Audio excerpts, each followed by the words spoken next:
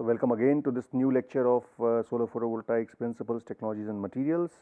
So, a lot of it now is based on solar cell technologies. So, I would recommend a few books to you.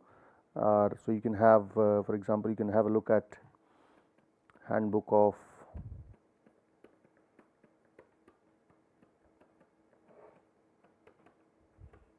although I might have told you this earlier, but Science and Technology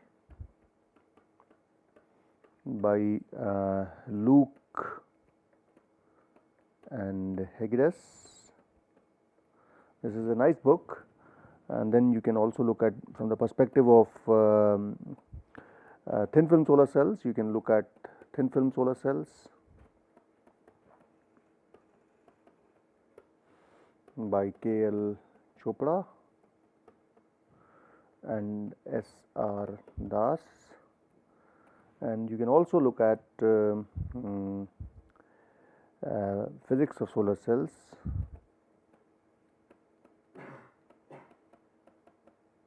by Jenny Nelson. In addition, there are a lot of papers, reviews and articles which can be dealt with, especially for third generation. They are not present in the books, and there are a lot of other books present in the literature. So, you can look at many other books. So, now let us just do a bit of a recap in the last, what did we do in the last lecture. So, in the last lecture we looked at basically started our discussion with silicon and monocrystalline silicon, as we know. So, silicon is present in basically three primarily forms. One is monosilicon, which is basically single crystal silicon. So, wafer is single crystal, there are no grain boundaries and grains. And then we have polysilicon, which we call as polycrystalline silicon. So, you have grains of silicon which are bigger, quite bigger than the thickness of the device, and then we have amorphous silicon. These are three major technologies that are present in the market, and these are thin films. Okay. And silicon, as we know, is a diamond cubic structure material. It has a band gap of 1.1 eV. It is an indirect band gap semiconductor, and as a result it has poor absorption of light. Okay. And one uses, in the solar cell context, one uses N silicon and P silicon. Both of these are made by doping. So, N silicon is, for example, made by phosphorus doping. This could be made by boron doping, and this doping leads to reduction in the carrier mobility as well as lifetime. However, P doped silicon has higher lifetime. So, tau N in P silicon is larger than tau P in N silicon. So, carrier lifetimes are a little larger in P and N silicon, P silicon over N silicon. As a result, P silicon is the base, N silicon is the typically the emitter. So, device form is like this. So, you have N silicon on top, P silicon at the bottom, and the radiation comes from top. So, important thing in this configuration is, since silicon is an opaque material, most of the and it is a light absorber, the kind of contacts that you put on top of it, that is very important. So, generally the way silicon is made is, silicon is made with, so there are certain design considerations that we need to follow to make a good device. So, what are the design considerations?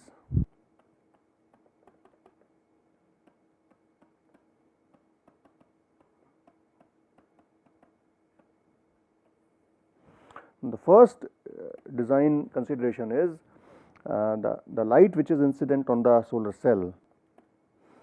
So, maximum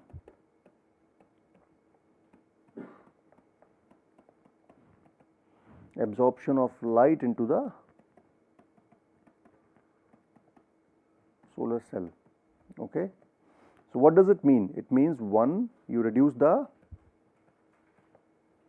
reflection losses, and that we also see in quantum efficiency, right. So, reduce reflection losses, which means you need to do some sort of things to do some sort of modifications to the surface, and then also you need to design your top electrode such that light is not blocked. Okay. And then you need to, and of course silicon is fixed, right. So you can't change the material, but you can adopt strategies so that you can have maximum absorption into the. So what we do is that in that case optimize the device thickness. Okay.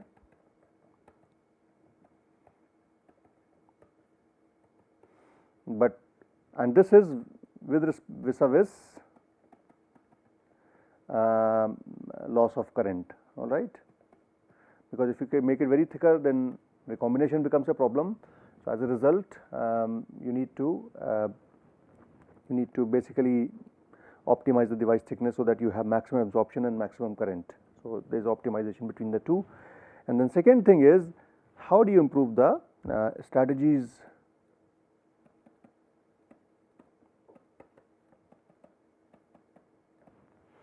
to improve the collection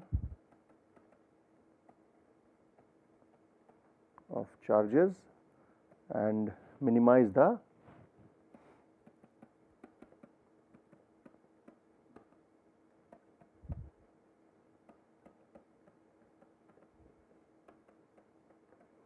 in this thing. We can also add one more thing in the top thing, is to improve the light coupling, improve the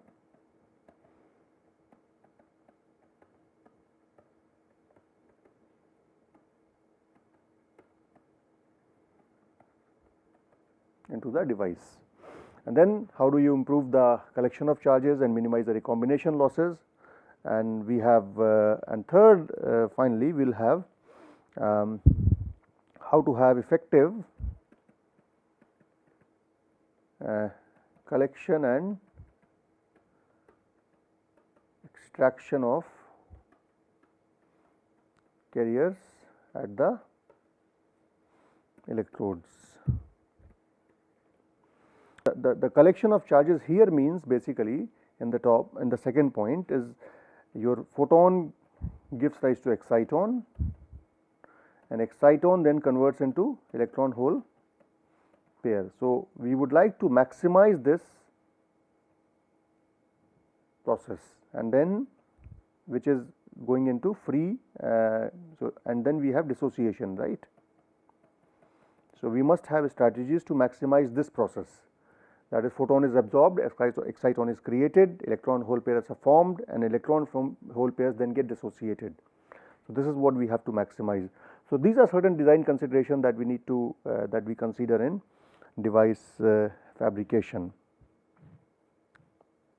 And as a result of various strategies, silicon efficiency as far as they are concerned. So silicon of as far as monosilicon is concerned, monosilicon efficiencies are of the order of 25% at the lab scale. They have achieved nearly 25% or maybe higher, a little bit higher, whereas in case of polysilicon, efficiencies are of the order of 22 to 23% at the lab scale. Perhaps 22% is the more accurate number over 23. So nearly 22%, they are not very fixed numbers, but nearly 22%. If I look at the correct numbers, yeah, so in this case it's actually the lab scale is 26.7% is the highest. Okay, this is as of 2017, and the multicrystalline has an efficiency of 22.3 is the highest, and this is from Kaneka,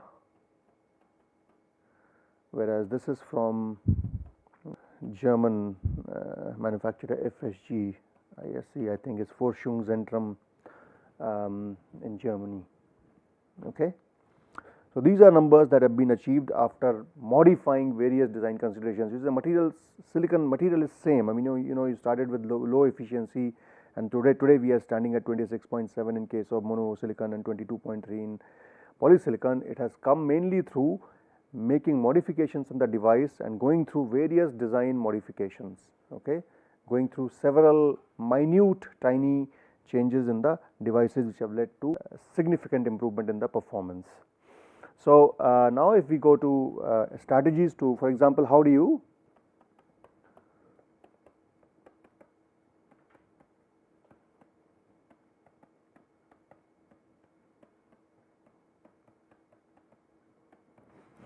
first thing that we follow is, so we have this as a solar cell device, and on top we have N silicon, at the bottom we have P silicon. Okay. So, this N silicon is, of course, because N silicon is little thinner, so it's less than a micron, whereas this is about 300 to 400 micron. Okay. Now, this light comes from top here.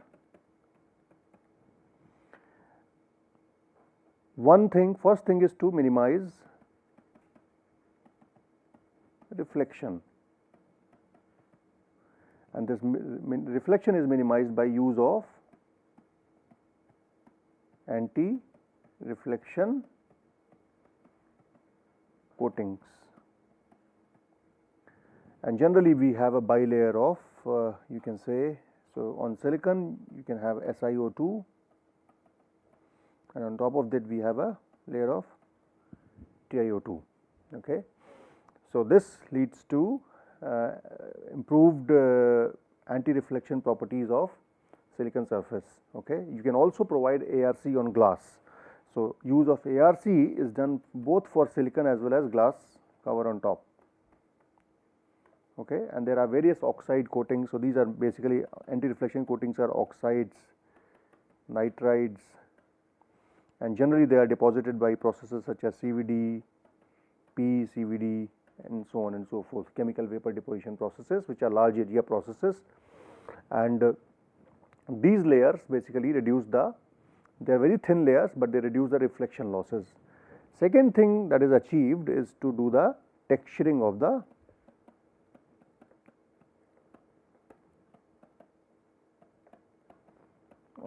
front surface. Now, texturing means, see, silicon, generally silicon wafer is this plane is 100, okay. This is 100 plane. 100 plane is generally cut flat, okay. So, it is pretty much planar surface. However, in silicon within 100, so if this is 100 plane, you will always have these 111 kind of planes, because it is FCC structured cubic material. These are 111 planes. Okay.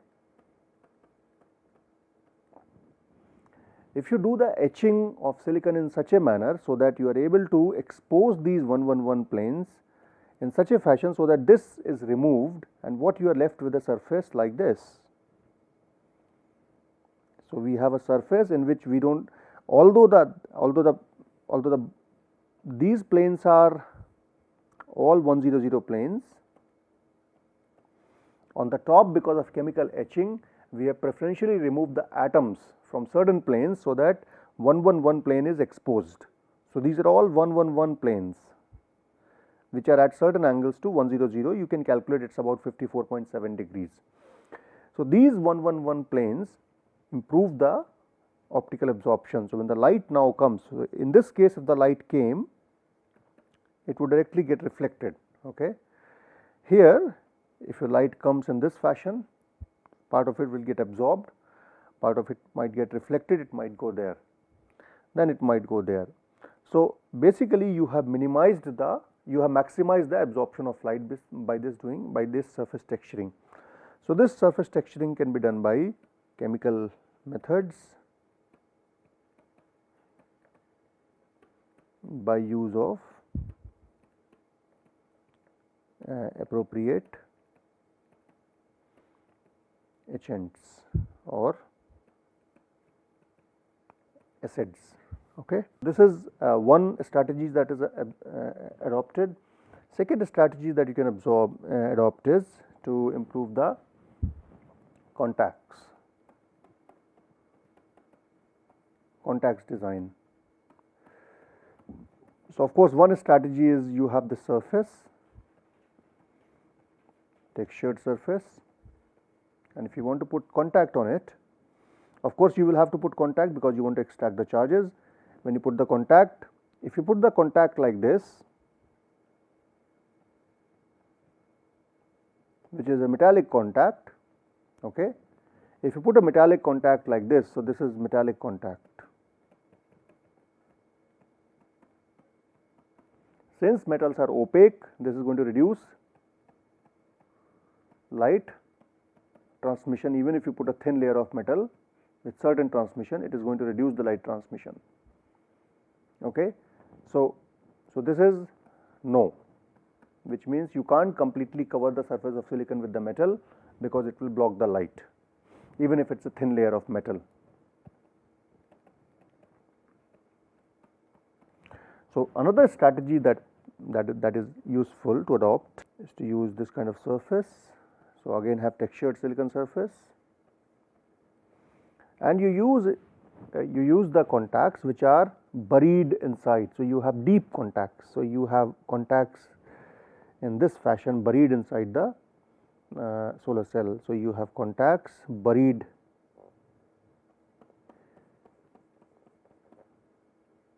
at certain interval.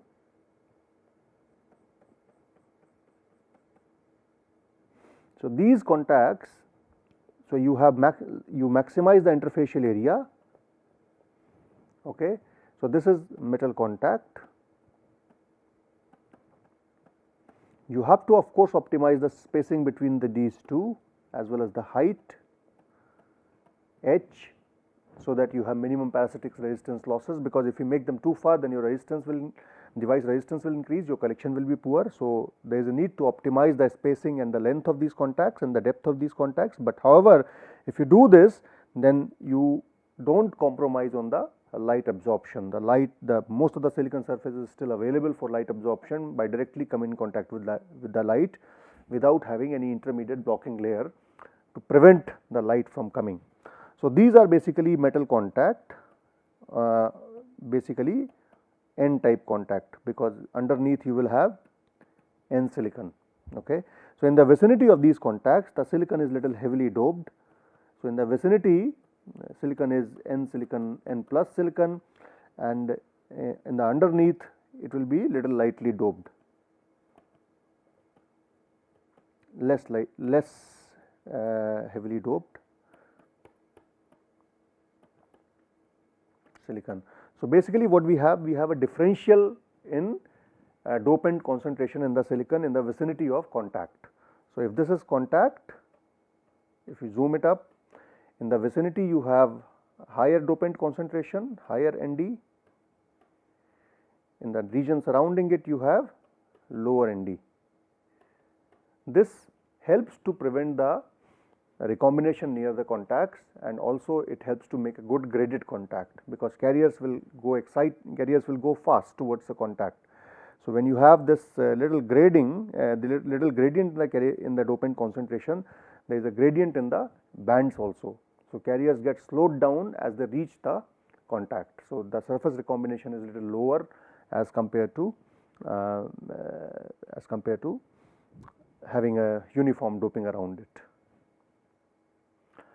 So these are certain ways to, and then of course you can also increase the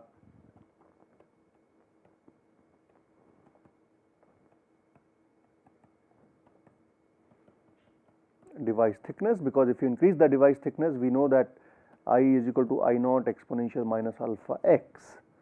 So if your x increases, your absorption will increase, right? Amount of light absorbed will increase. So transmitted light will reduce as your thickness increases. As a result, you can increase the device thickness. However, device thickness cannot be increased indiscriminately because of constraints with LP and Ln, right? Because these are finite numbers. So if you increase it too much, then you will have a lot of recombination in the device. As a result, the device thickness should be optimized.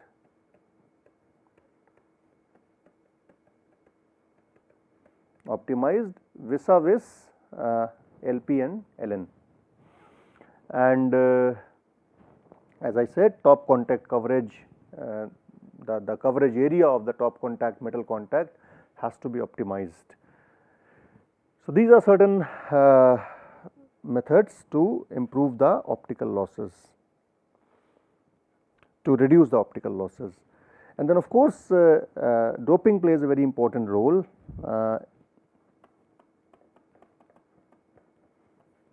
Doping helps in, so high doping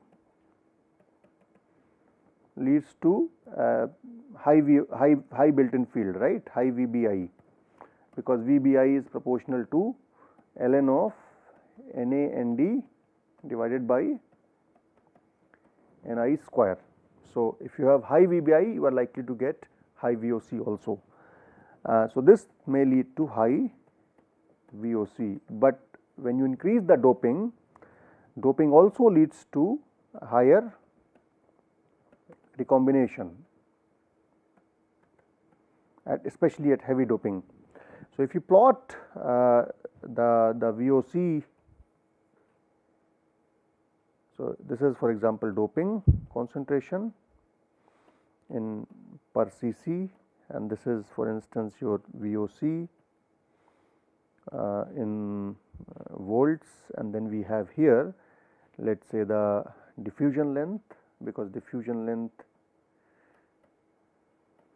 okay. So, generally the diffusion length, so if I plot diffusion length as blue, purple, so this diffusion length goes down at higher doping level, okay, because the scattering increases, as a result your mobility decreases, your diffusion lengths go down, because your lifetimes go down.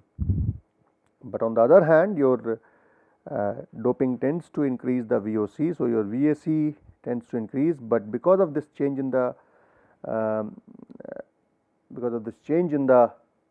diffusion length, the VOC again reduces because your currents start reducing, and VOC, as we know, is a function of current also. So, as a result, there is an optimum VOC that you get for, there is an optimum window of doping at which you get maximum doping. So, you can say you have an optimum window of doping, and this is around you can say about 10 to the power 16 to 10 to the power 18 per centimeter cube, if you think of this base doping, okay. So, doping is so on the left hand side you have decreased recombination. So, at this, on this side you have lower recombination, because you have lower carrier concentration, minority carrier concentration is lower, as a result your recombination is lower, but on the other side you have higher recombination because of reduced diffusion length. So, there is a optimum that you need to work out, and this optimum is somewhere around this number in terms of VOC. Then of course, you need to again worry about the surface recombination to collect the charges efficiently. So,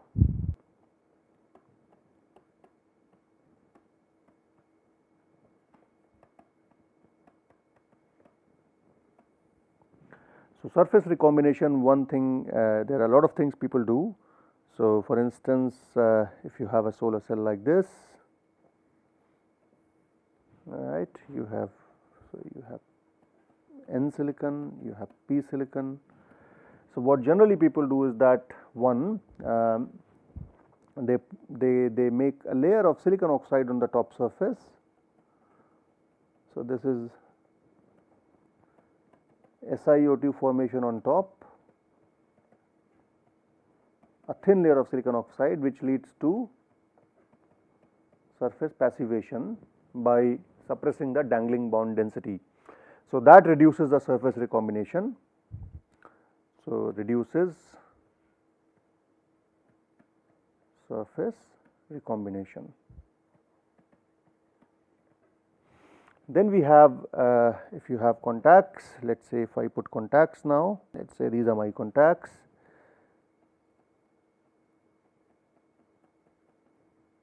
This is again another contact somewhere here. Contact has to be in touch with the silicon. So, oxide is at the places where there is no contact. okay, and oxide is transparent to light, so it does not affect the absorption. So, near the contact, generally if this is contact, underneath you have this region as we said is heavily doped. So, this would be N plus, this would be N plus, and this again keeps the minority carrier away from high recombination. So, there is less recombination. Okay.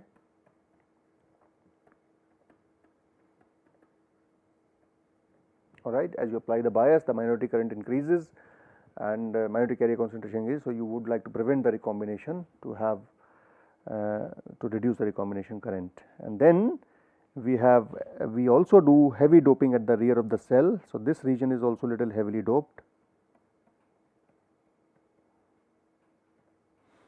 So, you can say this is P plus region, again reduces the surface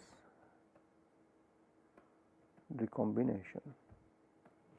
Okay. And the reason basically is, suppose you have this if this is p type layer, let us say ECEV, okay, and in the bulk you have this as, let us say, Fermi level. When you heavily dope, the Fermi level goes down a little bit here. So, as a result, carriers find a more higher barrier for. So, basically in terms of holes, the going down is a barrier. In terms of electron, going up is a barrier. So, if you look at the N side, so I think it is more clear from the N side. So, let us say if this is the Fermi level, uniform Fermi level, but if you raise the Fermi level, so let us say the carrier is coming from this side. If you raise the Fermi level little bit here, if this Fermi level is higher as compared to the Fermi level somewhere else, the carrier will face a little bit of barrier. This slows down the carriers, and as a result the surface recombination is lower. So, that is why there is a gradient in composition that is put near the surface, near the contact on the top side and again near the contact on the bottom side. Both of these keep the carrier away from recombination. So, recombination losses are reduced in both the cases, and this again is the contact on the back side.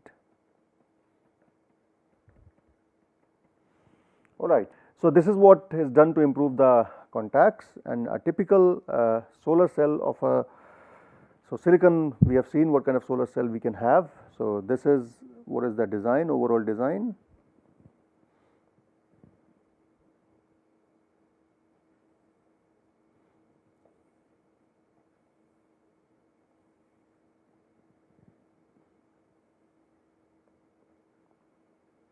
Okay.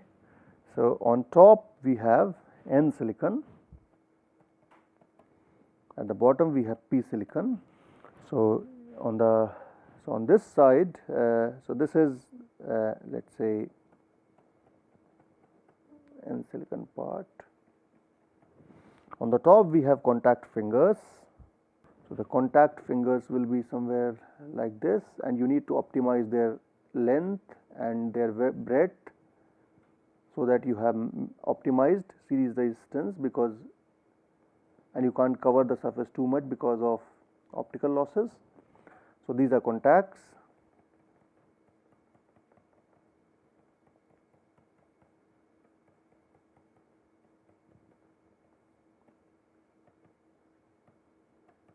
On top, similarly you will have a contact at the bottom.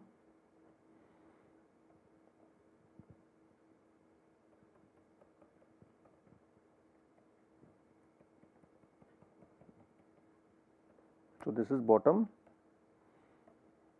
contact, which is positive, this is negative, and this is about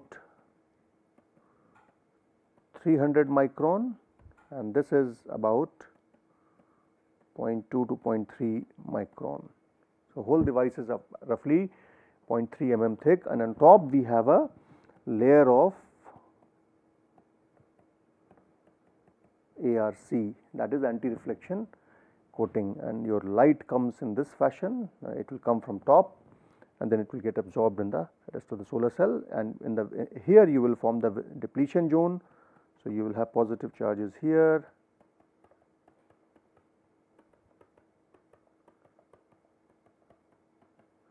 and your negative charges will be here. So, this will be your depletion